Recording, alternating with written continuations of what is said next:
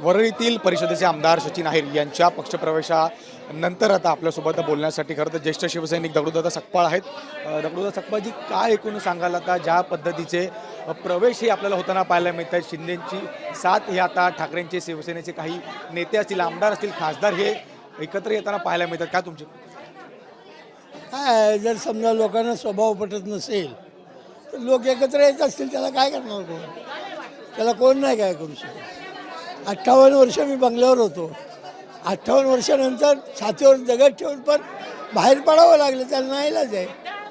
पण त्यांचा स्वभाव जर असा असेल तर माणसं काय टिकणार हो? कठीण आहे.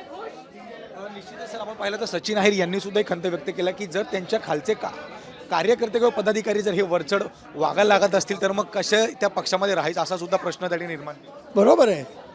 त्यांनी दुसराही प्रश्न सांगितला की ज्यांनी दगड उचलली नाही त्याने आम्हाला सांगू नये. बरोबर ना? मग ठीक आहे, ते बरोबर आहे ना. त्याचा अर्थच असा आहे की बाळासाहेबांच्या नंतर जो प्रकार काय चाललाय तो चांगला नाही, एवढंच. बाकीचं मला काय बोलायचं नाही.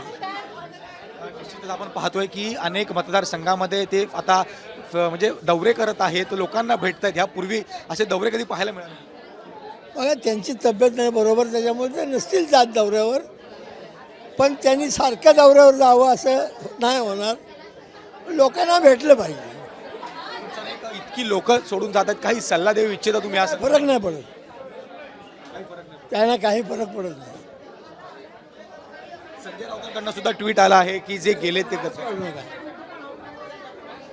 मी त्या माणसावर बोललो नाहीच.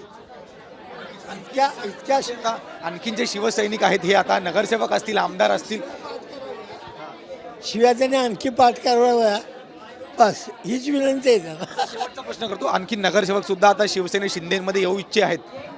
काय सांगावं त्याचं आता? काय सांगावं? होऊ शकतं, नाही बी होणार. लक्षात आलं की असं काय पुढचं सांगता येत नाही ना.